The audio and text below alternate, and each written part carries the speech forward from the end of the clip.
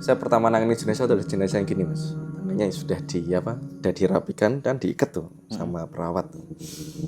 Perawat diikat begini, tangannya tuh begini, nyibak begini, blek. Tahu-tahu tuh telinga tuh begini, kayak ada yang apa? Yang ngelus. Yang ngelus gitu. Ternyata tuh setelah saya hadap belakang tuh, loh lah kok background putih gitu. Ternyata tuh saya amati, saya bikinan kain kafan terbang.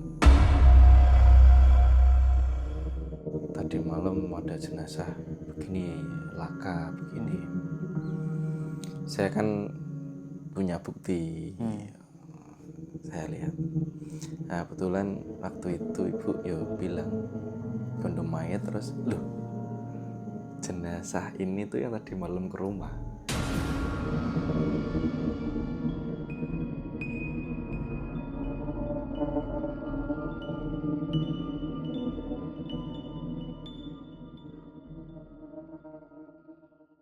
Assalamualaikum warahmatullahi wabarakatuh. Halo semuanya, selamat datang di Hortis Channel bersama saya Lugut. Dan di channel ini kita akan mendengarkan cerita-cerita dari narasumber yang memiliki pengalaman horor ataupun mistis. Jadi buat kalian yang suka dengerin cerita horor, kalian bisa banget subscribe channel ini agar channel ini bisa berkembang dan bisa lebih baik lagi. Dan narasumber perdana kita kali ini, beliau adalah seseorang yang berprofesi sebagai pemandi jenazah di salah satu rumah sakit yang ada di Kabupaten Demak. Tentunya beliau memiliki banyak cerita horor yang bisa kita dengarkan. Dan narasumber kali ini yaitu Mas Sodik. Halo Mas. Selamat malam Mas Sodik. Selamat malam juga. Gimana kabarnya Mas? Alhamdulillah. Alhamdulillah baik. baik. Panjenengan gimana? Baik. Alhamdulillah baik juga Mas. Ya, mudah-mudahan senantiasa selalu baik. Amin amin ya robbal alamin. Mas Sodik saat ini masih berprofesi sebagai pemandi jenazah.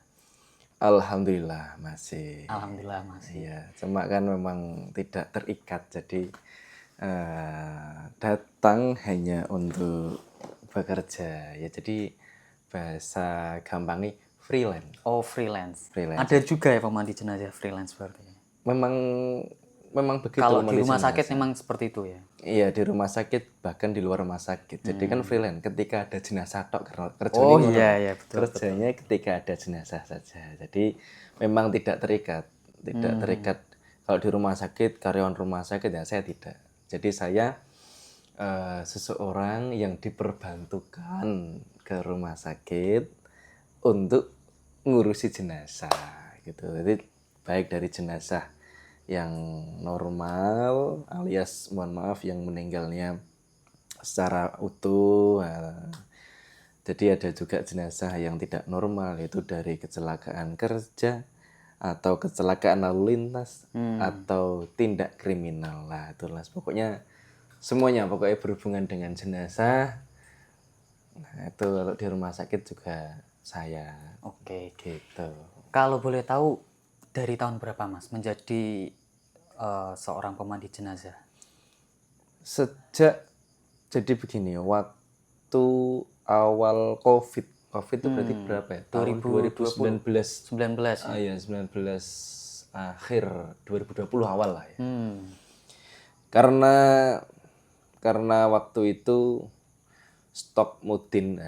Jadi kalau di bahasa kami itu nyebutnya tuh mudin ya. Kalau bahasa Jawanya mudin. Mudin. Jadi istilah pemandi jenazah itu mudin. Jadi waktu COVID itu karena stok mudin terbatas, akhirnya mau nggak mau akhirnya saya gayanya waktu itu sosokan belajar. Yus saya tak bantu gitu. Yus aduh, ya tak bantu.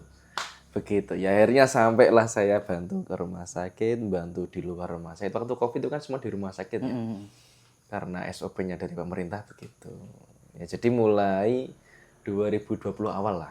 2020 Ya. Oke. Pertama kali memandikan jenazah gimana rasanya itu Mas? Ya saya manusia biasa ya, jadi tidak punya spek khusus. Jadi ya sama seperti lainnya umumnya manusia. Jadi ajrih itu bahasa Indonesianya apa ya? Apa ya? Ajrih itu takut. Ya tetap semua orang itu wah apa tuh. Jadi begini, saya dulu pernah dapat cerita begini. Teman-teman saya bahkan saya itu tuh mangku ibu saya, mangku Pak D saya, mandiin Pak D saya. Saya pikir itu tuh saya juga pernah. Tapi ini beda, ini orang lain. Kalau keluarga itu kan kita kan masih punya ikatan ya. Iya. Tapi kalau di luar itu semua itu mohon maaf kena idu nih tok wong liya, idu itu bahasa Indonesianya apa ya? Air liur ya. Ludah. Kita aja kena ludahi orang lain aja jijik. Apalagi mohon maaf nih kena kotoran ya mohon maaf lah tainya itu. Apalagi kena itu. Jadi awalnya pun sama Mas, takut dan saya pun di rumah sakit.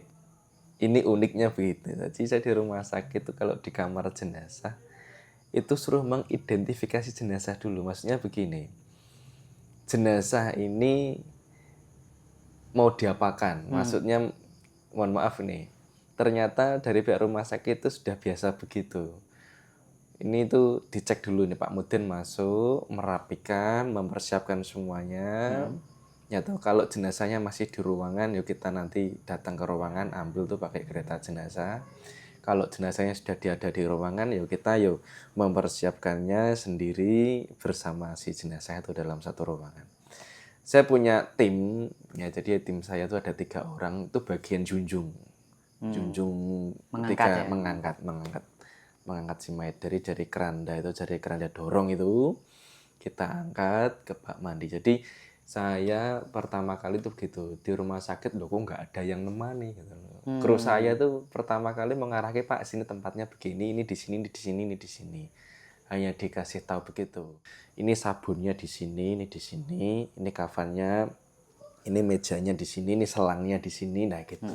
Kerannya di sini. Jadi kasih tahu begitu. Terus kalau kita ditinggal, memang tim saya yang dari pihak rumah sakit itu memang memberikan kebebasan keleluasaan saya. Jadi barangkali mungkin saya temani nanti ewoh Pak Mudini. Ewoh itu Indonesianya apa ya? Sungkan. Sungkan. Nah, Pak Mudini nek sungkan nanti kalau tak temani ya akhirnya ya dibiarkan sendiri. Makanya suruh mengidentifikasi jenazah ini contoh kayak korban laka.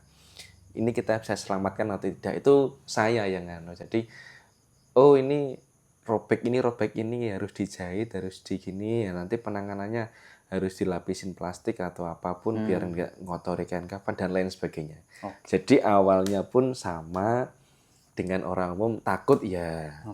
Tapi kan ini kita bahas santai Mas ya. Santai aja. Ambil santai. Mosok saya sebagai seorang gampangane cara bahasanya saya itu garda terdepan. Maksud saya takut. Akhirnya pura-pura sok tangguh gini ya. Pura-pura sok tangguh. Tenang Bu, tenang. Saya hadepin. Tapi dalam hati tercabik-cabik. Tapi saya nikmatin. Sebelum kita masuk ke ceritanya, buat kalian yang punya pengalaman horor ataupun mistis, kalian juga bisa banget bercerita di sini dengan cara hubungi nomor yang ada di sini. Atau bisa juga DM Instagram @hortis.id. Oke, biar nggak lama-lama, kita langsung saja masuk ke ceritanya. Karena cerita Hortis, horor dan mistis.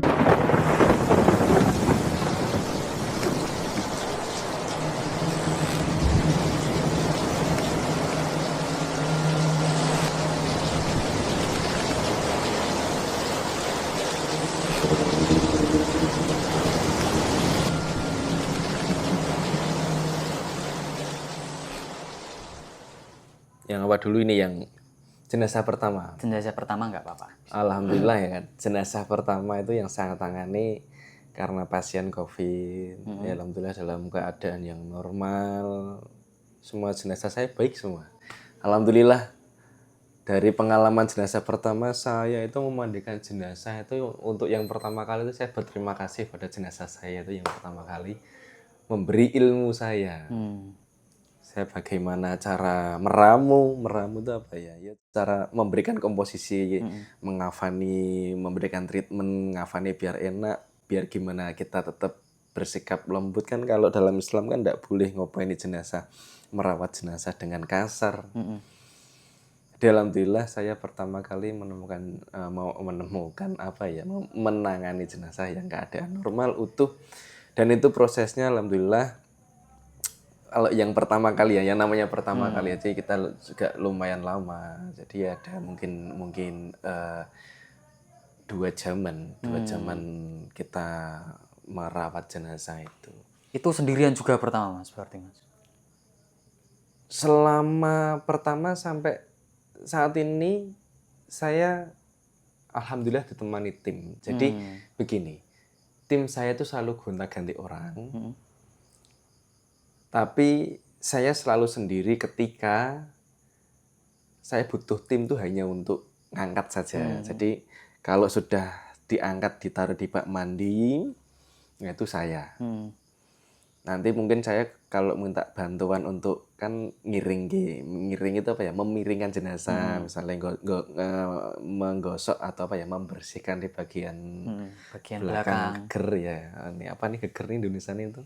Punggung ya, bagian belakang itu sambil nyawi, yaitu saya kadang minta bantuan. Dan bahkan jika ada keluarga yang berkenan membantu pun dari kami dan pihak rumah sakit pun tidak melarang, ya silahkan monggo, yang penting kuat dan tetek gitu aja gitu. Jadi alhamdulillah yang pertama lancar normal itu tadi. Tapi ternyata selama perjalanan ternyata ya itu tadi saya menemukan beberapa, ternyata itu ada jenazah yang begini ya gitu. Intinya yang pertama alhamdulillah menemukan jenazah yang baik gitu. Pertama kali mendapatkan cerita yang horor Mas gitu Mas? Oh, yang mistis ya. Yang horor apa ya? Saking banyaknya Mas ya. Saking banyaknya jenazah yang dimandikannya. Saking banyaknya, terus karena mungkin kehidupan saya sudah horor ya, jadi saya menganggapnya itu hal biasa bagi saya. Tapi ternyata begini Mas, kita jangan bicara horor dulu ya, kita bicara ilmu apa ya, ilmu fakta dulu. Jadi dulu saya tidak tahu ilmunya, tapi akhirnya saya bergaul dengan para dokter dan saya belajar. Saya pertama nangani jenazah adalah jenazah yang gini Mas. Tangannya sudah dirapikan dan diikat tuh sama perawat. Perawat diikat begini. Tangannya tuh begini, nyibak begini, blek gitu. Saya pikir tuh horor. Terus ada tuh yang matanya berkedip gini. Ini ada itu jenazah gitu. Tapi ternyata saya baru konsultasi, saya bercerita dengan rekan dokter. Ternyata itu ada yang namanya, kalau nggak salah loh ya, saya lupa, itu ada yang namanya bahasa rigor mortis. Rigor mortis itu adalah pelemasan otot manusia. Jadi manusia itu meregang nyawa, kemudian selang beberapa jam tuh ada yang mengalami rigor mortis, kayak pelemasan otot itu. Jadi itu kayak mata, kaki, kadang itu ya itu kayak pelemasan otot. Iya, bergerak sendiri, itu bukan horor, ternyata ada ilmunya gitu. Saya tuh jarang loh bercerita horor. Saya tuh ke rumah didatengin kan, saya tidak pernah bercerita horor, tapi spesial ini spesial di channelnya Hortis ya, channelnya Mas Hortis ini. Jadi dari mulai saya istilahnya itu apa ya, istilahnya orang bilang itu alam itu perkenalan dengan saya. Ruangan kamar jenazah itu perkenalan dengan saya. Setiap jenazah perkenalan dengan saya itu bahasanya tim saya. Jadi ada tuh yang kerenda jenazah itu kan punya roda tuh. Nah, itu kita sebutnya tuh kerenda jenazah tuh punya roda. Roda itu ada penguncinya Mas. Ada penguncinya. Dan itu pun sudah dikunci sama tim saya ketika kita dorong bersama-sama. Nah, itu sudah dikunci sama tim saya. Waktu COVID kita kan pakai full APD. Itu tahu-tahu tuh keranda jenazah itu geser gini Mas, nyenggol saya begini. Nyenggol saya begini. Padahal waktu itu kalau seingat saya, itu keran kamar mandi itu kan sedang bermasalah. Keran kamar mandi bermasalah, airnya keluarnya bermasalah. Itu tuh kayak mengingatkan saya, ayo toh gitu loh. Aku segera dianu gitu loh. Mengingatkan saya begitu. Jadi keranda jenazah tuh nyenggol pupu saya begini. Pupu tuh apa ya, paha saya. Berarti itu belum berjalan Mas itu nyenggolnya.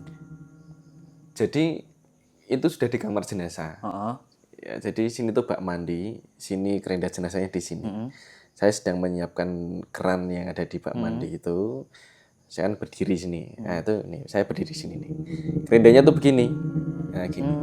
Tidak ada yang menggerakkan, saya sendirian di situ. Gitu. Nah, terus kalau yang saya kaget tuh ada lagi yang tahu-tahu tuh telinga tuh begini. Kayak ada yang apa? Yang ngelus. Yang ngelus gitu. Ternyata tuh setelah saya hadap belakang tuh, loh lah kok background putih gitu. Ternyata tuh saya amati, saya bikin kain kafan terbang.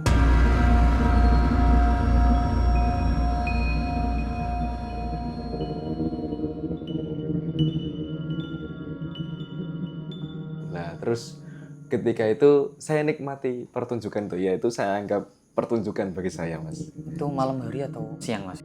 Malam hari waktu Malam hari. itu, malam hari. Saya tuh kalau memandikan jenazah siang itu bisa dihitung, jarang. Karena sepertinya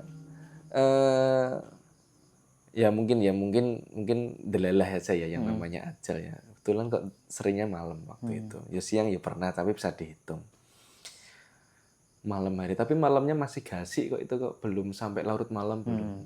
Ya, itu masih mungkin habis isya lah, jam ya 8:30 lah itu ya.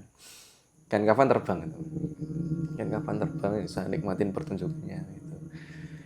Sampai terus akhirnya ya kira-kira terbang itu mungkin ada nih enggak 1 menit atau 2 menit gitu terbang. Saya bilang, sudah ya, ini lek ndang rampung itu apa ya? Biar cepat selesai. Biar cepat selesai. Sudah ya, barulah turun. Turun. Saya gelar lagi Mas. Saya gelar lagi, saya tata. Saya minta kru saya memindahkan jenazah ke bak mandi, saya opening.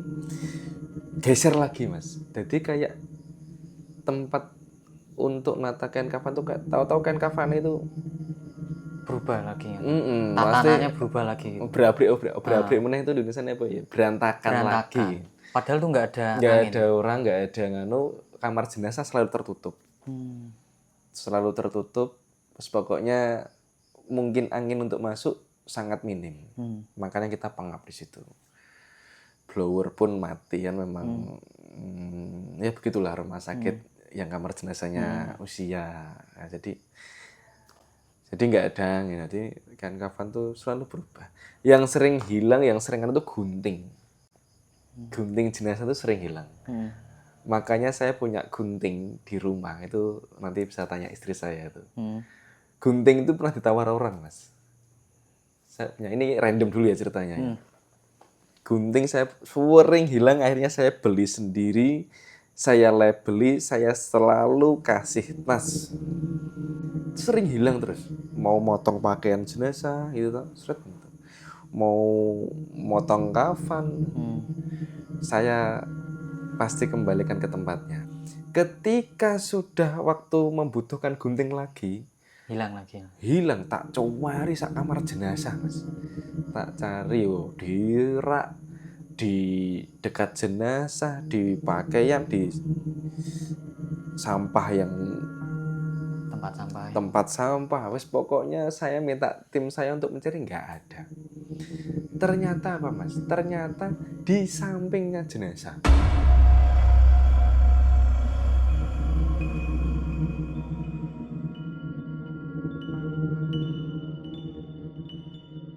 Padahal tadi saya bercerita, saya tanya sama kru saya, tim saya, Loh tadi aku gak weruh lho Mbah, gunting ini gak weruh aku. Gak weruh iki apa ya? Tidak melihat. Tidak melihat kalau guntingnya di sini. Loh aku ki mau yo ndelok dhewe, aku gak ngerti nek bapak iki gunting ini aku yo ora ngerti. Ternyata itu setelah beberapa kita baru tahu sadar nek guntingnya di situ ya. Itu entah mungkin kita yang lupa atau anu. Tapi itu ternyata sering begitu. Beberapa kali berarti. Beberapa kali makanya gunting itu tuh kita tuh sampai stok di rumah sakit tuh ki gunting yang di laci masih di dalam apa ya, kardus ya toh. Masih baru. Masih baru. Nah, kita punya stok sama gunting yang sudah terpakai itu toh. Jadi nih misalnya gunting ini nggak ketemu ya kita pakai yang baru. Dan yang baru pun ya dipakai, yo hilang lagi. Nah, itu untuk masalah apa ya? Ya kita sebut perkenalan alam lah ya.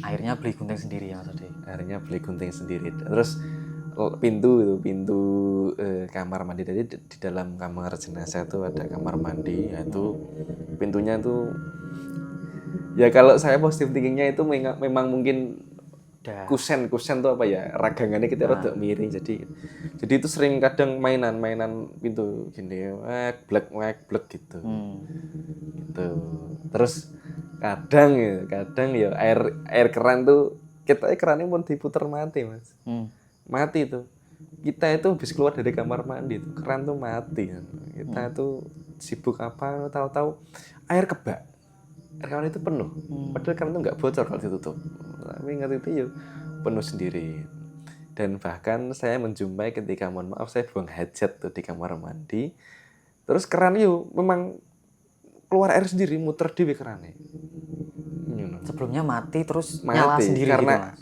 Kan kamar mandinya kan pakai bak tuh karena bak sudah penuh ya kan dimatikan tuh otomatis dimatikan akhirnya saya menikmati buang hajat saya itu kerannya tuh tahu-tahu yuk buka sendiri kaget saya gitu jadi seperti kita menyebutnya alam tuh perkenalan nah begitu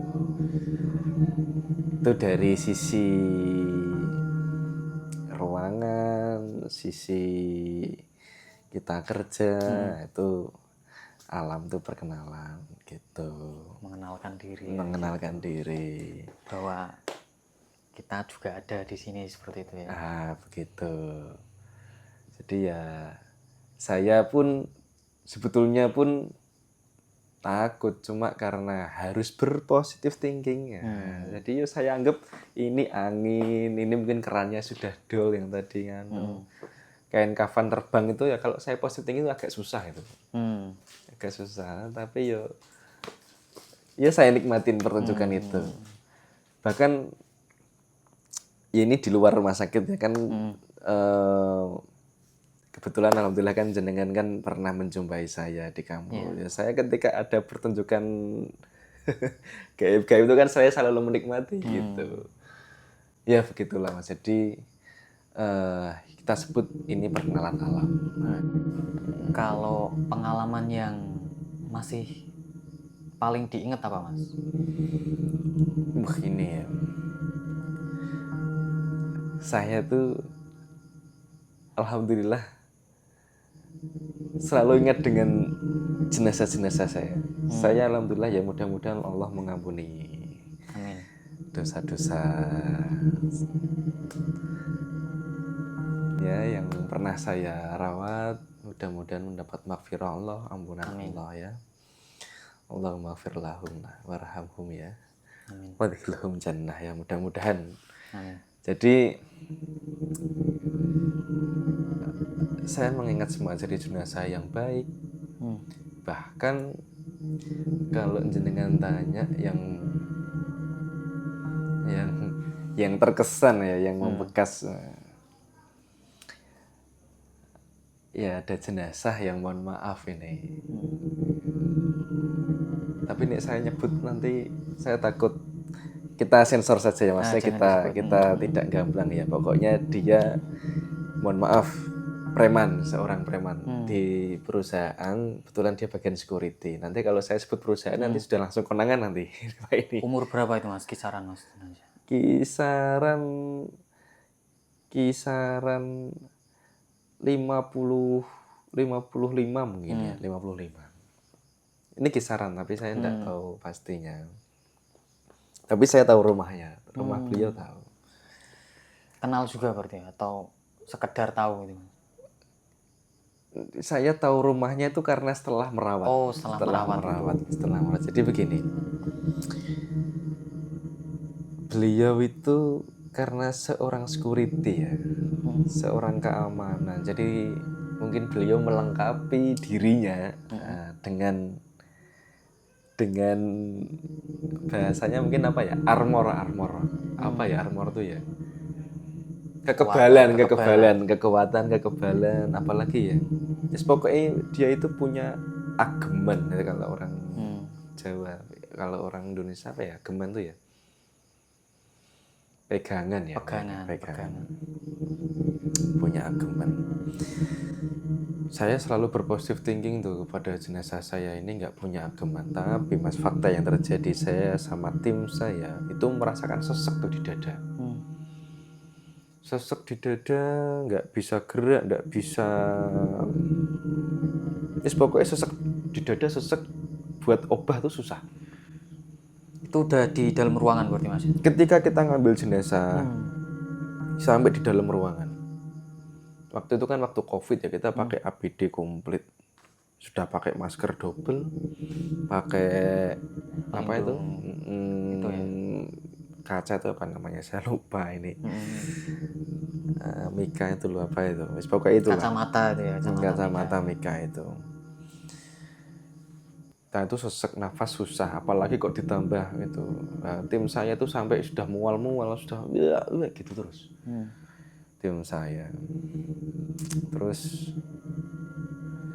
ya mudah-mudahan ya Allah mengampuni.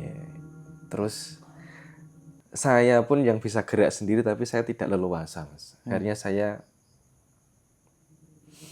mendapat bisikan. Ini sepertinya ada yang tidak beres ini, bapaknya punya ageman ini. Punya pegangan. Saya bilang sama keluarganya, saya keluar dari kamar jenazah. Saya tanya sama keluarganya yang ada di depan. Karena waktu COVID kan, mohon maaf nih, keluarga kan tidak boleh ikut memandikan ya, karena SOP-nya begitu. SOP-nya ya.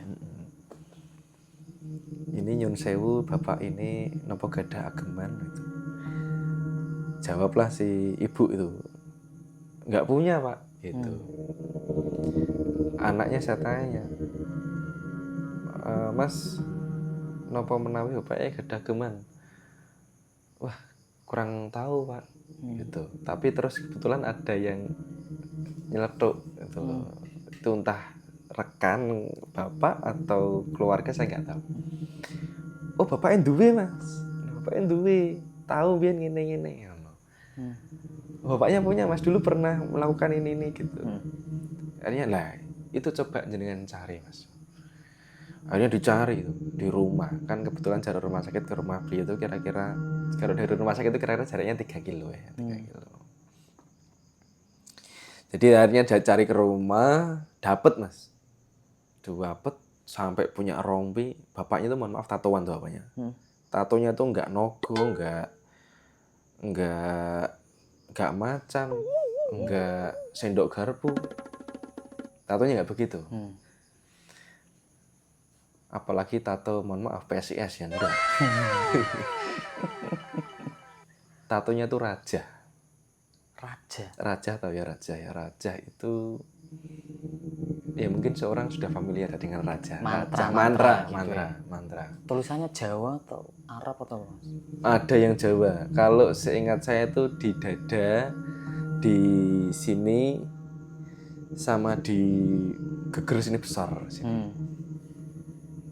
Gitu. Kalau di sini bunder, di geger tuh kotak, di punggung tuh kotak. Tuh. Terus sama di sini ada. Berarti setiap tato ada rajanya gitu mas? Ada rajanya. Karena saya tuh kan belajar kitab yang namanya kitab tuh Samsul Ma'arif. Nanti boleh tuh para penonton kalau mau belajar aja ya tuh kitabnya Samsul Ma'arif tuh. Jadi setiap huruf tuh simbolnya apa karena saya bergelut di bidang itu makanya saya harus belajar gitu. Jadi ini punya raja. Akhirnya raja itu singkat ceritanya pokoknya dibawa ke rumah sakit, Mas. Saya izin, saya bakar sama keluarganya dan keluarga memperbolehkan saya bakar. Semuanya itu, Mas. Semuanya. Saya bakar, saya buntel di rompinya itu yang bertato raja, saya buntel, saya izin, saya bakar. Apa aja itu, Mas? Ada apa aja? Rompi. Rompi, ake, keris kecil tuh. Dia punya keris kecil. Terus kertas, terus kulitnya tuh kulit apa saya enggak tahu, kulit yang bertuliskan tuh. Wah, itu saya buntel sama kain itu saya bakar, ada yang kesurupan Di rumah sakit itu, Mas? di Dari rumah keluarga sakit. atau Dari keluarga mungkin ya, tapi saya enggak tahu pernahnya itu keluarga atau rekan saya enggak tahu. Ada yang kesurupan, wah gitu. Ya lumayan yang kesurupan tuh, mungkin ada 3 orang. Oh, lebih dari 3 orang, lebih dari 1. Meremen. Saya bilang, kalau saya bilang sama yang kesurupan sama yang diraja itu, kalau kamu menyulitkan saya karena kamu adalah fasik, ini kamu jin-jin jahat, mintamu apa saya kasih. Kalau mau minta perang saya nggak mau melatih ini karena saya ingin berdamai. Yang kesurupan tuh sudah mau menyerang-nyerang saya.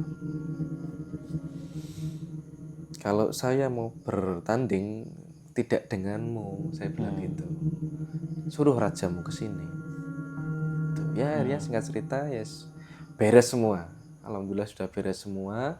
Tapi saya masuk ke kamar jenazah lagi masih berat. Masih tak berkutik. Berarti masih ada yang belum selesai Ternyata juga. masih ada satu bapak itu jenazah saya tuh dia punya ageman yang ditanam, Mas. Ditanam dia tuh punya amben. Amben itu kalau Indonesianya apa ya? Dipan. Kasur lah ya. Kasur. Pokoknya amben itu ya kasur. Di bawah kayak kasur itu di situ ditanam di situ. Jadi saya nyuruh orang rumah balik lagi itu saya nyuruh untuk diduduk tuh diambil lah pokoknya. Akhirnya ketemu kotak di skrip itu isinya ya mustika ya batu-batu akik. Ya pokoknya singkat ceritanya itu udah beres semua. Dibakar lagi berarti itu, Mas. Saya bakar lagi walaupun wujudnya masih. Makanya mohon maaf di rumah saya itu kan banyak. Ya itu kan kadang gini, Mas. Saya itu kan di rumah kan banyak keris, banyak batu akik. Banyak barang-barang itu kan barang-barang dari si mayat yang saya serahkan ke keluarga. Keluarga nggak mau menerima, dikembalikan lagi ke saya itu. Jadi di rumah ada beberapa. Nah, pokoknya singkat cerita begitu sudah beres semua. Bapak itu alhamdulillah sudah mulai bisa tertangani karena karena yang tadi yang dipendam itu sudah kita tangani. Itu prosesnya terlama, Mas, sepanjang sejarah.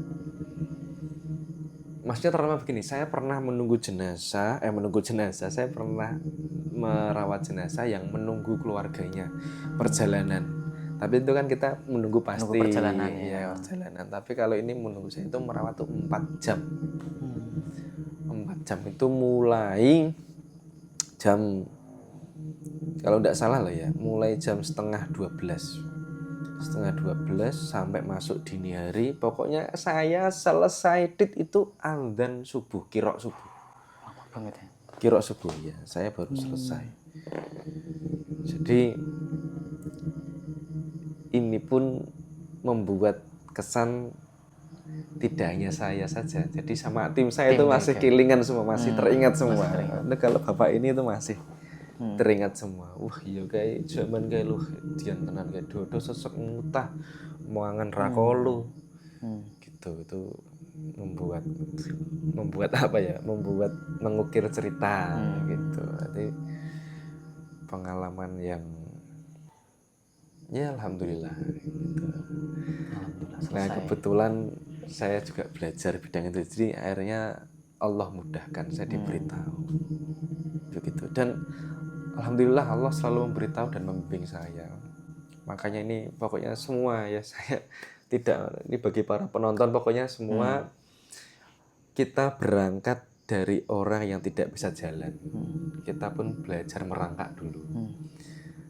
Makanya hal gaib apapun kita minta sama Allah, pasti Allah mudahkan. Pokoknya gampang kok, kita dasarnya ud'uni astajib lakum. Wis pokoknya kowe njaluk tak kei. Hambanya kita datang menuju Allah dengan merangkak, Allah tuh menyambut kita dengan berlari. Jadi Allah tuh selalu mudahkan, tidak memilih-milih hambanya ini tidak ngenteni tobat. Saiki maksiat kan enggak, Allah enggak milih-milih pokoknya. Jadi kita harus lebih kuat. Jangan takut dengan jin. Mungkin kita bicara di luar ini dulu ya, di luar rumah sakit. Saya dulu pernah ditantang jin di Alas Boja. Mungkin Mas masih ingat yang acara kampus itu ya. Waktu penerimaan anggota baru gitu ya. Ya, anggota baru mungkin di salah satu teater tuh ya. Itu di Alas Boja itu, wah ini cerita. Jadi semua itu berkeserupan massal ya. Tapi ada satu orang aktor utama yang dia mau membunuh. Jadi ya semua ini mau saya bunuh. Pacar, jadi wanita ini punya pacar, pacarnya mau dibunuh. Saya bilang, kamu membunuh pakai apa? Saya punya pusaka. Saya masih ingat mungkin ya, itu kan. Saya punya pusaka. Pusakamu seperti apa? Saya bilang gitu. Coba keluarkan. Apa kamu nantang saya? Kalau kamu nantang saya, kamu itu bukan tandingan saya. Panggil rajamu. Gitu. Saya nggak mau dengan kamu. Panggil rajamu, suruh ke sini. Akhirnya katanya rajanya sudah masuk di situ tuh. Rajanya terus nantang. Pokoknya terus singkat ceritanya, mana pusakamu? Saya bilang gitu. Kalau kamu bunuh orang sini, kalau kamu bahasanya ya orang Jakarta ya lo jual gue beli. Pusakanya dikeluarin, set. Saya keluarin pusaka saya. Set. Barulah jin itu ya ibarat bahasanya ya maaf gitu. Itu semua orang waktu itu ditututi anak buah semua. Ditututi itu apa? Dibuntuti. Pokoknya semua kecuali saya. Ya sih, saya dari cerita ini berpesan kepada semuanya. Kita ini adalah makhluk kuat, makhluknya Allah. Jangan takut dan jangan lemah. Kita harus sombong. Jin itu sombong sifatnya. Kita harus mampu dan yakin. Lah aku kuat, saya takut kalah, tapi jangan takut kalah. Kita punya bos pusat. Pokoknya begitu. Jadi kembali lagi nih kita ke, sebetulnya ini bukan profesi ya, ini pokoknya kita itu kerja sosial. Jadi kalau profesi itu kan kok bayaran ya. Jadi saya itu merawat jenazah itu ada uang dikasih ya alhamdulillah, enggak ya alhamdulillah. Terima panggilan hati. Terima panggilan hati. Yus, loh saya pernah sampai begini Mas, ini mungkin bisa tanya sama istri saya. Saya perjalanan ke Kudus Mas, perjalanan ke Kudus. Baru sampai Kudus ditelepon. Ada panggilan jenazah. Saya langsung pulang ke Demak. Karena istri saya kan Kudus. Saya baru datang ke rumah istri saya, rumah orang tua saya di Kudus, ditelepon, seketika saya langsung pulang ke Demak bersama istri saya. Jam berapa itu Mas? Siang, waktu itu siang. Tapi siangnya jam berapa pastinya saya lupa. Tahu-tahu itu kita perjalanan di Demak tuh macet Mas. Macet, kita perjalanan dengan standar. Tahu-tahu sampai rumah sakit Mas. Saya yang telepon tadi itu tim saya. Nah, tim saya namanya Pak Erwin. Saya telepon Pak Erwin sampai rumah sakit. Ternyata di HP itu kan ada keterangan panggilan berapa menit yang lalu.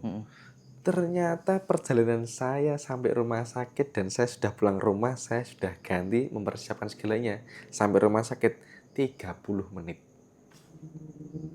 Luar biasa itu.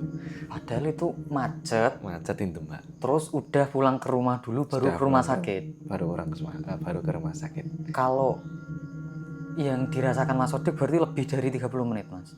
Yang saya rasakan perjalananku tuh standar 1,5 jam. Iya tuh, bener ya 1,5 jam kudusnya. Itu sampai 30 menit. Bahkan saya ke Temanggung malam baru sampai jegrek gitu. Ditelepon. Ini keajaiban, Mas.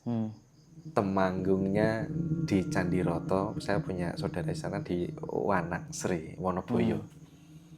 Itu tidak ada sinyal di situ, Mas. Tapi sudah 2 kali ketika ada panggilan jenazah, ada sinyal di HP saya. Nah, waktu yang saya ceritakan yang pertama kali, saya di sana itu pasti lepas HP karena sudah keadaan dingin, kita bercengkrama, gitu. Tahu-tahu panggilan masuk, ada sinyal, telepon, saya angkat, ada jenazah. Laka sih, San. Akhirnya saya dan istri pulang, Mas. Saya perjalanan Temanggung biasanya kalau dari Demak saya lewat tol, lewat Ngalian, lewat Boja, lewat Singorojo, sampai tembusnya nanti Bejen itu. Saya akhirnya memutuskan tidak lewat situ karena jalannya begini-gini. Saya memutuskan untuk lewat luar, lewat Weleri, lewat Sukorejo, Sukorejo. Sukorejo. Lewat Sukorejo. Perjalanan tuh kita standarnya 3 jam lah. 3 jam. Saya memakan waktu 1 jam. Bahkan tidak sampai. Saya tuh sudah pulang rumah sama. Dan saya berangkat bawa mobil lagi.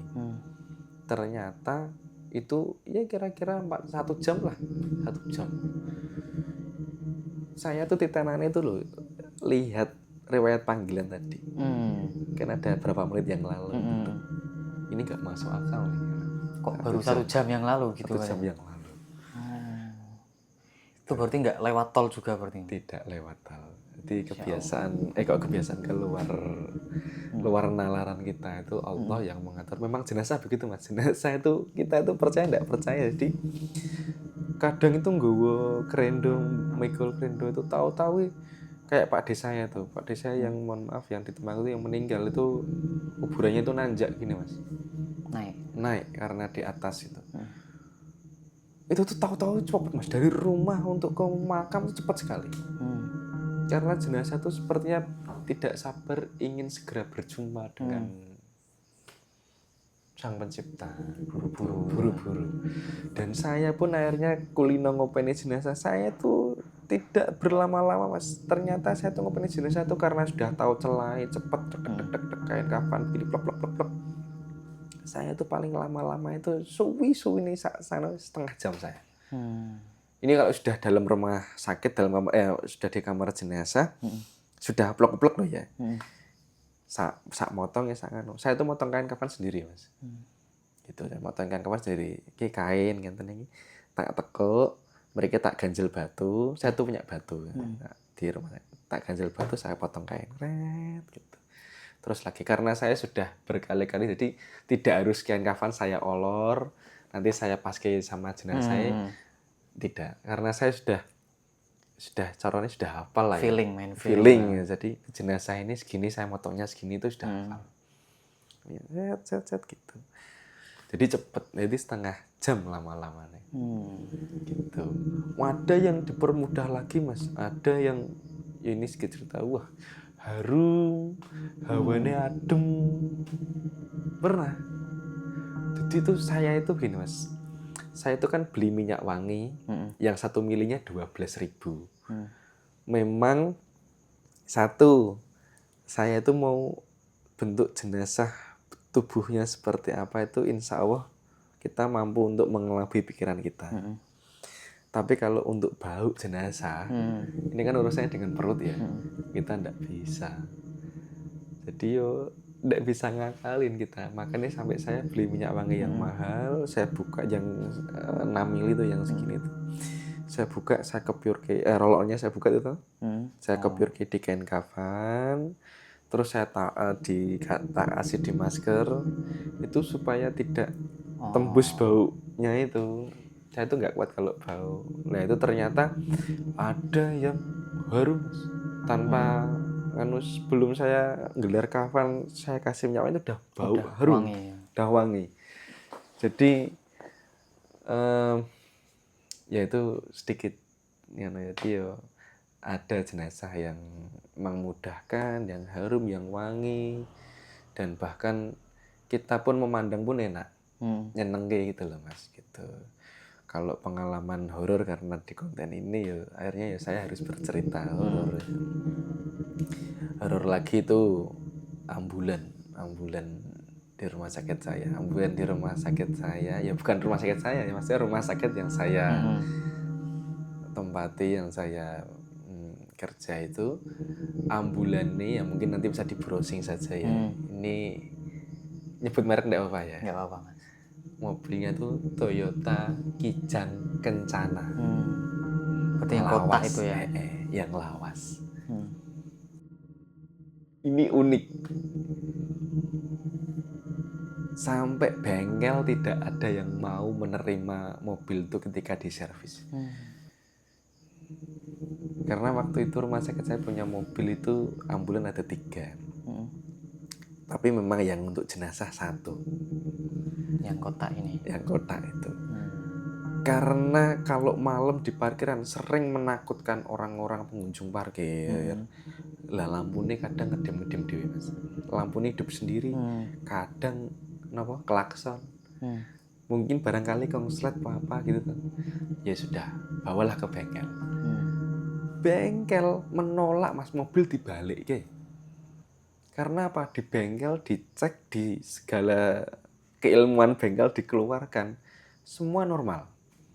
Orang bengkel itu ketakutan, apalagi anaknya, karena waktu itu kan bengkelnya kenal sama saya. Anaknya takut, lah mobilnya ngedem dewi, klakson sendiri, ngedem tuh kayak lampunya hidup sendiri, klakson bunyi sendiri. Padahal bapaknya bengkel semua dianalisa normal semua. Dan kadang Mas, ini hal yang tidak mungkin. Kita ini lampu-lampu ngedem langsung ngedem mungkin bisa jadi konslet kelistrikan atau apa. Kadang nyetater sendiri Mas. Hidup sendiri dan ngegas dewe. Bayar dewe. Jadi padahal ketika dihidupin untuk kita ngantar jenazah susah Mas hidupnya Mas. Waktu itu pernah kejadian.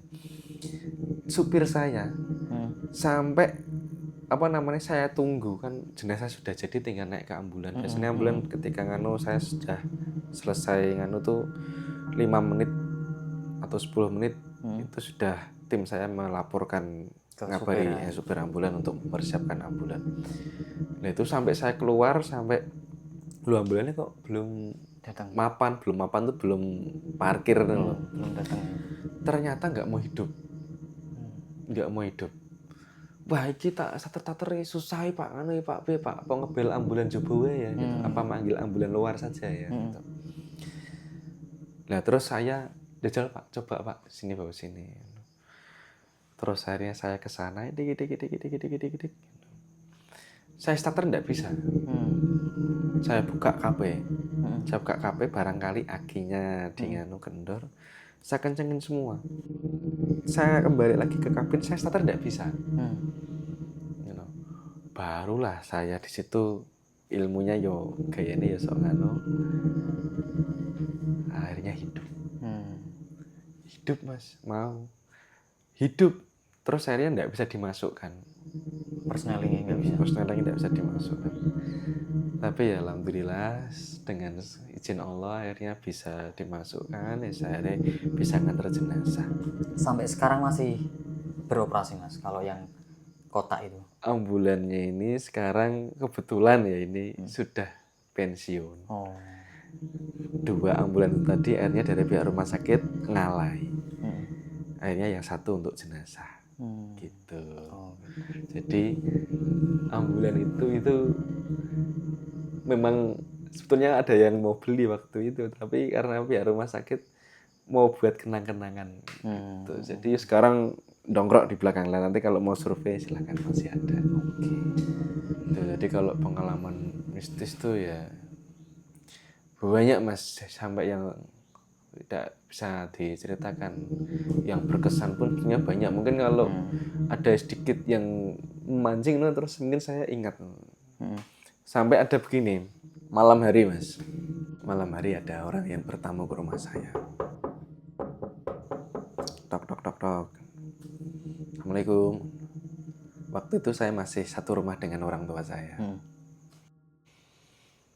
Di waktu itu saya kan di kamarnya kan belakang ya Mas ya. Saya sudah tidur. Yang keluar ibu saya Mas.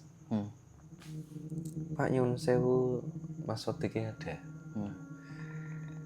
Oh, nggih. Pinarak dulu. Saya panggilkan. Ya sudah akhirnya ibu panggilkan saya. Tik, ada tamu. Oke. Ya. Saya keluar, Mas. Nggak ada tamu. Kosong. Lalu saya bilang ibu, "Ini Bu, nggak ada, Bu." Oh ya wes. Kok mabune gondong mayat ya? Ibu bilang. Ibu saya begitu. Wah iya ya. Saya sudah berperasaan. Akhirnya telepon dari rumah sakit, Mas, ada jenazah nih.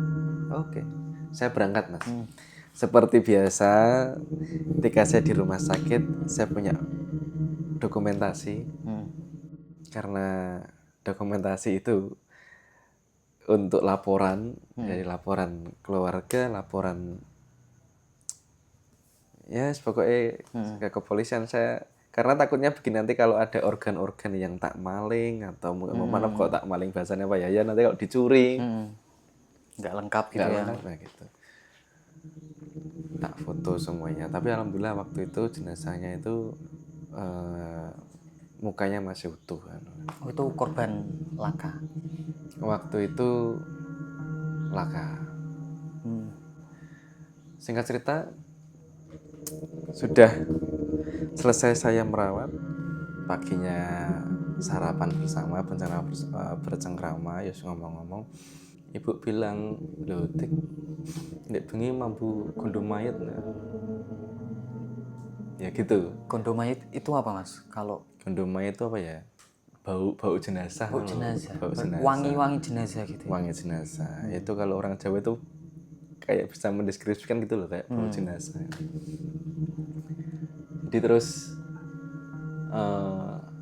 sebelum ibu bercerita, saya sudah cerita dengan bapak saya, wah tadi malam ada jenazah begini, laka begini. Saya kan punya bukti, saya lihat. Nah kebetulan waktu itu ibu ya bilang gondong mayat, terus loh jenazah ini tuh yang tadi malam ke rumah.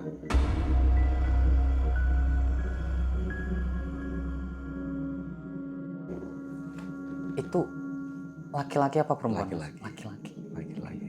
Lho Tik, ndik bengi iki sing moro. Gitu. Berarti datang ke rumah dulu ya. Datang ke rumah. Dan terus ada lagi ya. Jadi ini menjadi hal biasa. Dulu istri saya sangat takut gitu. Setiap malam saya tinggal merawat jenazah itu, istri saya di kamar sendiri takut karena kamarnya paling belakang sendiri mepet sawah. Pasti kalau saya merawat jenazah, saya di rumah sakit, kamar saya bau amis. Kamar saya. Rumah saya itu baunya gondong mayat. Kamar saya baunya amis. Itu yang mencium berarti Orang rumah mencium semua itu. mencium semua dan menyadari semua. Akhirnya menjadi kebiasaan, akhirnya sudah biasa. Gitu. Jadi ada yang jenazah yang ya ini kita bicara di luar ya. Kan kalau di Jawa itu kan ada yang namanya ada yang namanya jasad, ruh sama sukma. Nah, kita bilang kalau orang Jawa itu sukma ya. Jadi ada yang sukmanya itu ikut. Saya terus paginya tuh sama istri, yuk jalan-jalan yuk. Gitu. Saya bilang ke istri jalan-jalan. Saya tahu-tahu yuk. Asli tujuannya ya mungkin karena akhirnya saya bercerita ke istri, saya itu sebetulnya tuh datang ke rumah jenazah dan saya nggak tahu rumahnya, tapi saya dibimbing untuk tahu rumahnya sama itu tadi. Akhirnya ya ketemu rumahnya gitu. Jadi saya diajak, dibimbing jalannya sini gitu. Itu berarti menyerupai si jenazah atau gimana Mas? Ya memang dalam ilmu itu memang 11-12 memang mirip gitu. Jadi itu di sisi lainnya saya sampai makanya ketika saya kan punya guru ya, saya itu kalau ngaji itu tuh, itu guru saya itu kan punya kelebihan. Dik kayak jamaahmu kayak kalau nyebutnya jamaah itu. Kebetulan guru saya itu kan rumahnya di Ketol ya. Kayak kok ora wani mlebu rene, kayak kon mlebu rene ketika ada maulid itu ya biar dapat nganu sini rumah sesuatu deket, tapi malah di tol sana di perbatasan Menjauh tol. berarti. Jadi nggak bisa masuk jamaah saya katanya gitu. Jadi ada yang pengikut saya banyak itu. Ya begitulah. Jadi mungkin bagi para penonton nanti yang orang-orang indigo barangkali ya. Lah ini bisa nonton barangkali ini ikut saya kan nggak tahu ya. Gitu.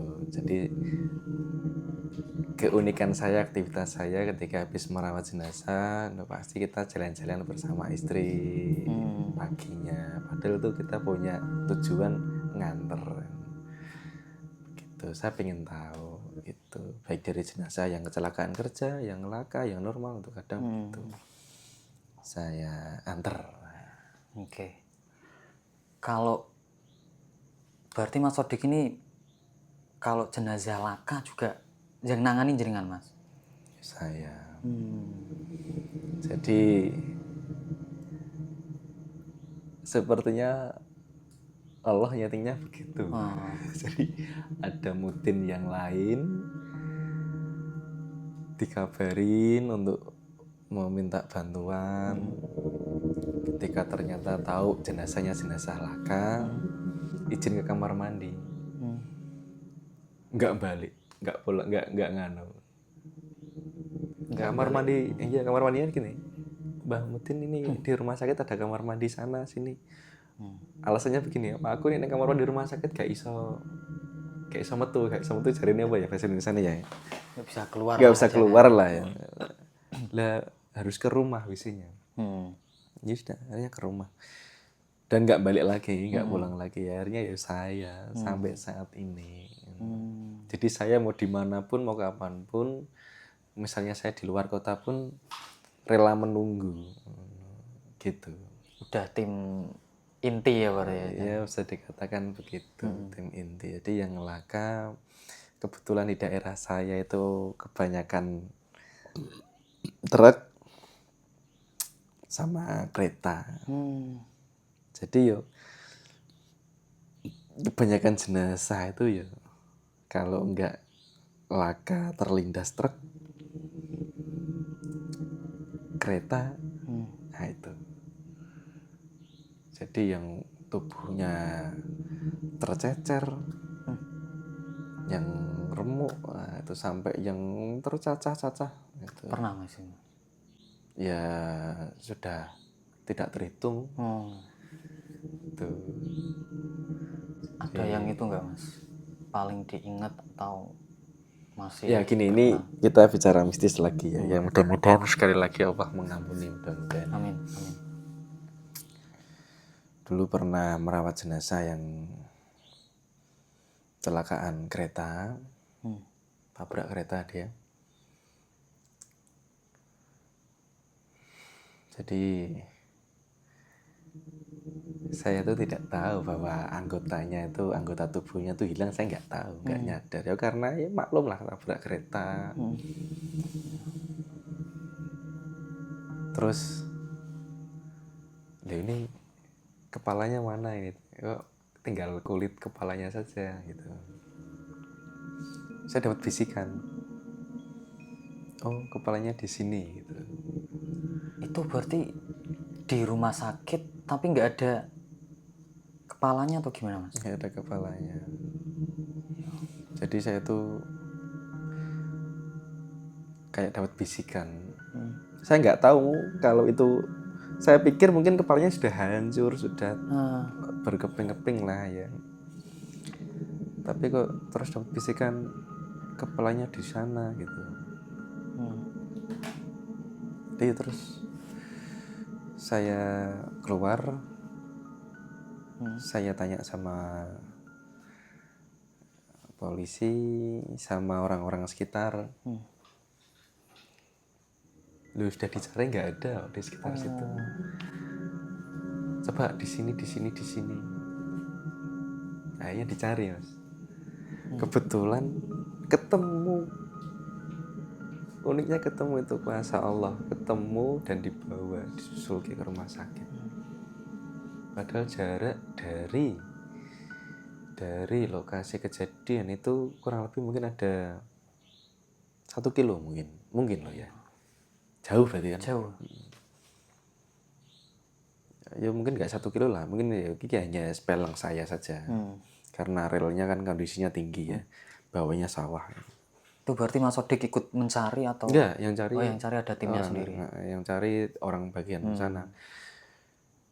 Jadi saya salut sama orang yang, kalau mungkin Mas tahu sama mungkin penonton tahu, orang yang ngisi rel tuh loh. Oh iya. Yang jalan, yang ngisi rel, bahkan Ngecek ya? malam hari ya ngecek baut-baut. Cek kondisi rel ya. Nah itu yang menangin pertama kali tuh. Oh. Dia tahu loh, ini kok ada tangan, ini kok ada ini, makanya dia lari lapor, baru ditindak. Pokoknya kita itu ngambil barang yang ada di situ, diambil gitu. Berarti malam hari itu ya Mas? Jadi malam hari, karena tidak hanya orang yang ternyata ada juga yang bunuh diri. Nah ini saya juga berpesan nih sama penonton. Ini pengalaman pribadi saya ini terus terang kalau dapat, dan bahkan saya itu ya ini mudah-mudahan saja lah ya, tetap selalu diberikan tetek tabah. amin. Saya itu sebetulnya terus terang jujur males merawat jenazah yang bunuh diri.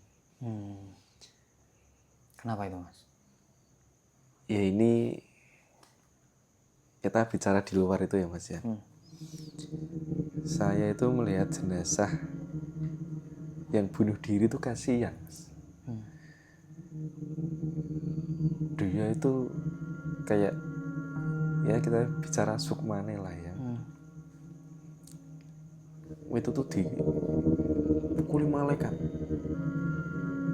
Itu malaikat atau apa itu, pokoknya disiksa terus orang yang bunuh diri itu. Orang meninggal kan prosesnya begini Mas. Orang meninggal, dia itu tidak tahu kalau dirinya meninggal. Orang meninggal saat piksanya tuh deg, apalagi lakama berbedes gitu, tahu-tahu mak kayak di film mak celing gitu tuh. Ruhnya begitu celing gitu. Loh ini saya ngapa? Dia tidak tahu Mas, tidak sadar. Sampai dimandikan, loh ini saya ngapa ini kok saya diginikan, kok seperti orang mati, tapi dia seperti ngimpi. Sampailah ke rumah duka, dia tahu ibunya, tahu keluarganya, tahu sanak saudaranya, dia seperti ngimpi. Dia sadar ketika sudah masuk liang kubur, liang lahat, 7 langkah orang para peziarah meninggalkan itu, barulah ruh itu dikembalikan ke jasadnya sama Allah. Baru dia sadar bahwa saya sudah meninggal. Makanya terusannya dia teriak-teriak, minta panggilan, minta bantuan, panggil orang yang dicintainya. Jadi begitu. Jadi orang yang bunuh diri itu kasihan. Wah langsung, mau kemana kamu? Wah cerdas gitu. Orang-orang yang bunuh diri. Dan saya tuh kalau merawat orang-orang yang bunuh diri tuh sininya berat, susah, nggak enak kayak dipersulit gitu loh. Itu orang yang bunuh diri. Sering kejadian, entah itu nanti diangkat, kita ngangkat tuh pernah gliding itu apa ya? Indonesia nih Mas ya. Menggelinding. Jatuh. Rusut ngono ya, rusut ngono. Rusut ki apa ya? Rusut Ngerusut tulisannya apa ya? Ki malah tidak mikir. Ya jatuh, tapi ki ngerusut lunyu. Licin. Nah, tapi kan tergelincir. Jadi kita bopong tuh jatuh, mau bunuh diri gantung, mau lompat itu, mau dia nyeleh pasang badan di rel kereta. Pasti ada kendala gitu lah kalau yang Ada kendala. buntir itu ya. Tapi ini tidak saya ceritakan ke tim saya. Kalau tim saya mungkin bercerita kok seser ya Mbah. Nah, itu baru saya bercerita. Saya pun bercerita begini tuh sebetulnya itu beban. Karena saya tidak pernah bercerita kemanapun. Ya, hanya di podcast artis loh gitu. Karena begini, beban saya begini.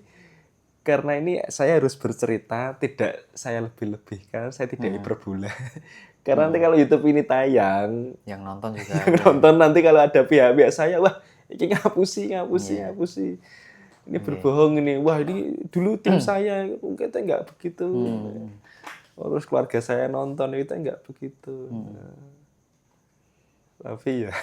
Jadi emang ceritanya apa adanya guys, seperti itu. Apa adanya. Jadi apa ya, pesan dari yang saya ceritakan, memang kita hidup berdampingan dengan para jin, makanya kita jangan takut. Ya, pokoknya kita hambanya yang maha kuat. Maksud kita ya lemah kan ya wagu loh Mas. Cara gampangane dekengane pusat, kita anake Jokowi gampangane, ini mohon maaf ini bukan politik ya. Anake Jokowi mosok wedi disenenian ngono to. Ya gampangane ya wani ngene lah, gampangane begitu. Karena kita hambanya yang maha kuat. Diminum dulu kopinya maksudnya. Boleh. Santai dulu.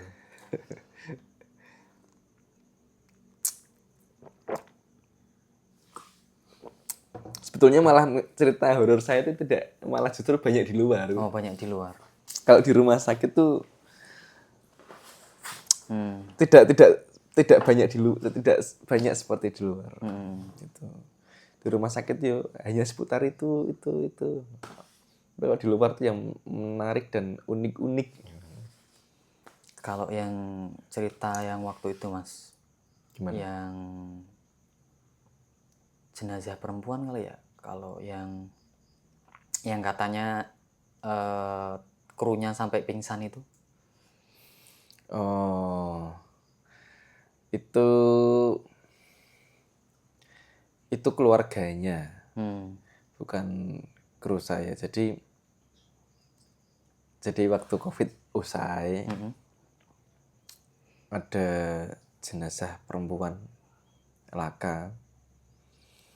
Saya wah ini nanti mudah-mudahan juga nonton. Ada mudin perempuan Mas. Mudin perempuan bersama krunya. Oke, ini mungkin disclaimer dulu ya guys. Jadi kalau Mas Sodik ini memandikan jenazah khusus laki-laki seperti itu ya Mas. Kalau yang perempuan ada modin perempuan sendiri. Perempuan. Tapi begini, ini juga disclaimer. Tapi ini pengetahuan juga. Saya memandikan jenazah baik itu laki-laki, saya tidak pernah melihat aurat.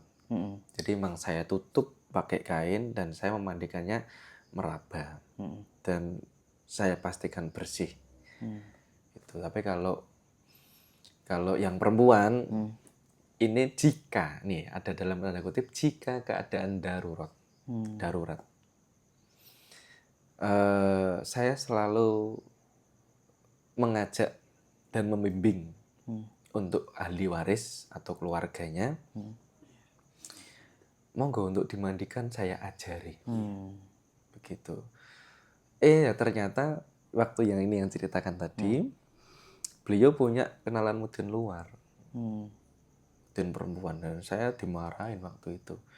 Jenengan di sini sudah berapa jenazah wanita yang jenengan mandikan gini. Wah, ini enggak boleh, saya gitu kan. Bu, ini dalam keadaan darurat. Wah, nggak bisa. Saya dimarahin begitu. Padahal begini ya, kita secara logika, hello, ada wanita yang melahirkan dokternya laki-laki. Mohon maaf, melihat kemaluan para wanita itu kan nggak boleh ya. Tapi ini kan keadaan ya. Darurat ya. Iya, karena itu tadi. Jadi akhirnya apa, Bu, kalau mau merawat monggo dirawat, nggak usah kita perdebatan di sini. Akhirnya merawat dia pakai tim 3. Baru saya bukakan kantong jenazahnya, Mas. Seret, beliau semua keluar wudhu semua, sholat dulu, entah itu sholat apa. Sama timnya itu berdoa melingkar. Terus diyakinkan sama Mudin, pimpinan perempuan tadi, kuat gitu.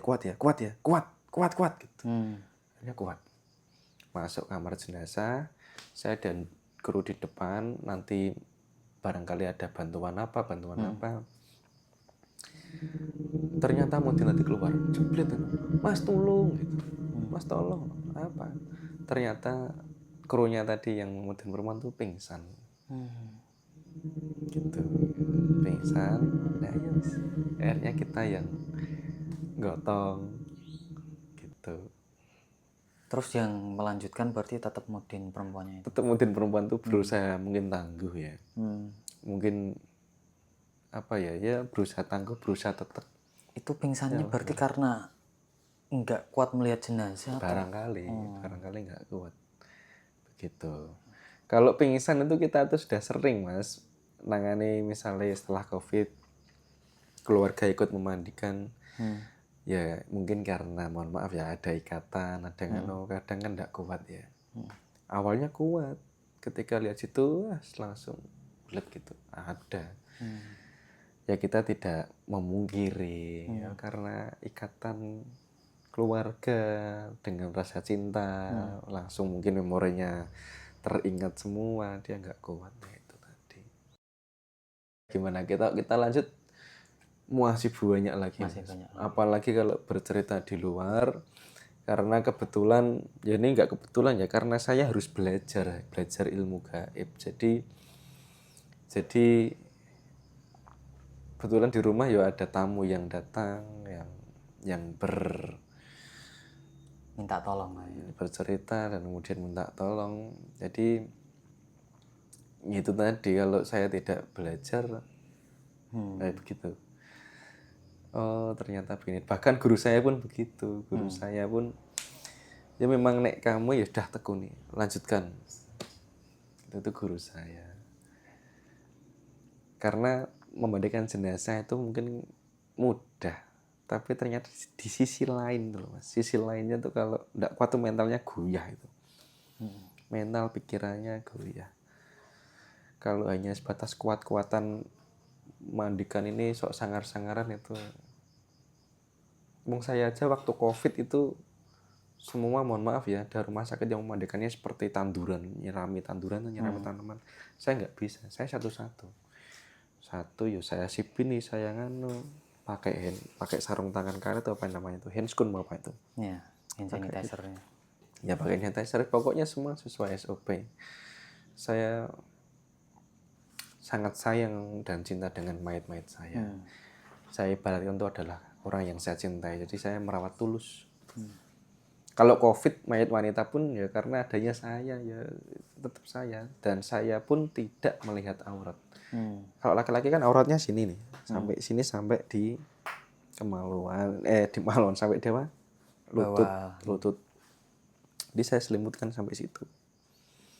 Kalau wanita kan full ya, jadi saya meraba, semua saya raba, saya pastikan saya ceboi, saya pastikan bersih semua ya. Pastikan bersih semua. Begitu. Jadi untuk pengalaman di rumah sakit, kalau yang berkesan yang saya ceritakan ini yang berkesan saja. Tapi kalau hal-hal receh itu sangat banyak. Hal receh itu ya kayak tadi lampu kedip tadi. Tadi ada lampunya kedip. Nah, tapi itu nggak tahu ya, kita berpositif tinggi itu mungkin kabel. Terus ada suara gludak-gludak tadi ya. Itu kita positif thinking tikus mungkin tikus gitu. Makhluk Tapi kok tikus hewan, kok iya gludak-gludakannya kok sangat kuat kan, tapi saya tetap positif thinking mungkin tuh tikus besar gitu. Itu jadi apa namanya, dari sini kita bisa menyimpulkan harus positive thinking. Ini ya terakhir ya Mas ya. Mungkin Mas kan sudah pernah tak liatin video. Nah tadi kan karena untuk minta bukti ditayang di sini, video-video saya itu mau dibeli sama orang, mau dibayar 500.000, saya nggak boleh. Karena saya menjaga privasi jenazah saya. Jadi saya nggak boleh. Jadi kalau jenengan minta foto yang saya di rumah sakit untuk bukti, boleh saja. Yang penting panjenengan sudah tahu bahwa saya sudah menunjukkan video itu tadi. Oke, jadi Mas Odik ini juga punya beberapa dokumentasi ketika dia merawat jenazah ataupun ketika ada suatu korban laka gitu guys. Dan saya pun pernah dikasih lihat di videonya Mas Odik di HP-nya. Dan kebetulan HP-nya itu sekarang malah rusak seperti itu. Rusaknya sudah ada setahun. Udah setahun ya, yang lalu. Dan rusaknya pun rusak ajaib waktu itu. Jadi ini kalau diceritakan nanti panjang lagi nanti durasinya. Ya pokoknya kita jangan takut dengan jin. Karena ini saya akan bercerita tentang rumah saya yang sekarang. Alhamdulillah rumah ini sudah saya huni. Dulu waktu itu rumahnya orang yang dia pindah ke Bogor, akhirnya dikontrakan berpuluh-puluh tahun. Sampai anaknya yang dulu kecil yang main sama saya kemudian besar, kira-kira ada nggak salah 25 tahun dikontrak orang. Tidak pernah dibuat sholat karena kebetulan orang itu kan non muslim ya. Sampai akhirnya orangnya pindah, rumah dibeli saya. Anak-anak kecil tuh kalau lihat ke rumah saya tuh pasti itu ada itu, nggak mau. Alhamdulillah sampai sekarang malah justru anak-anak sering main ke rumah saya. Sering masak mie sendiri, masuk ke kamar sendiri gitu. Jadi nggak takut lagi Jadi ya. nggak takut lagi. Jadi pesan saya, kita adalah hambanya yang maha kuat. Oke. Itu tadi cerita dari narasumber kita, beliau Mas Odik, yang Masya Allah sangat mulia sekali, berprofesi sebagai pemandi jenazah. Dan beliau ini masih muda guys. Sekarang umur berapa Mas? Waduh, nggak pernah gagas umur ya Mas. Ini masih muda, soalnya umurnya itu di atas saya sedikit. Mungkin sekarang masih 25 ya Mas. Dua. Ya, Berapa itu. ya? 29 mungkin, 29 30 mungkin. Masih 29. Masih muda banget ini guys. Dan semoga Mas Odik selalu diberikan kesehatan. Amin. Diberikan kelancaran ketika bekerja dan juga ketika merumat atau merawat jenazah seperti itu ya Mas. Terima kasih banget buat Mas Odik sudah menyempatkan hadir ke sini jauh-jauh dari Demak. Semoga apa yang sudah diceritakan Mas Odik bisa kita ambil hikmahnya seperti itu ya guys. Dan semoga kita bisa bertemu lagi Mas di lain waktu ya. Oh iya sama Mas. Jangan, biasanya kan orang-orang kan sampai saya ke guru saya Mas. Ada beberapa orang semua didoakan guru saya. Kecuali saya yang tidak didoakan. Kenapa itu Mas? Loh kalau saya didoakan bahaya, banyak orang mati nanti. Oh. Gitu. Jadi kalau Semoga lancar rezekinya pekerjaannya, jangan. Semoga Allah datangkan rezeki dari jalan lain. Oke, amin. Semoga Allah datangkan rezeki dari jalan lain. Ya. Karena kalau memandikan jenazah ini hanyalah bantuan ya Mas, membantu ya Bantuan seperti karena ya gampangannya bahasane kita tangan Tuhan. Wah sangat ya tangan Tuhan ya. Tangan panjangnya Allah untuk membantu gitu. Membantu proses sebuah jenazah untuk bertemu dengan Sang Pencipta. Pencipta, seperti itu. Oke guys, terima kasih banget buat kalian yang sudah menonton video ini dari awal sampai selesai. Semoga kalian di rumah juga diberikan kesehatan, diberikan kemudahan dalam segala urusannya, dan diberikan kelancaran rezeki. Amin ya rabbal alamin. Jangan lupa di subscribe agar channel ini bisa berkembang dan bisa lebih baik lagi. Dan sampai jumpa di video selanjutnya. Oke, terima kasih Mas Adik. Siap, sami-sami, tambah sehat selalu, sugeng waras, sehat, Amin. kasarasan.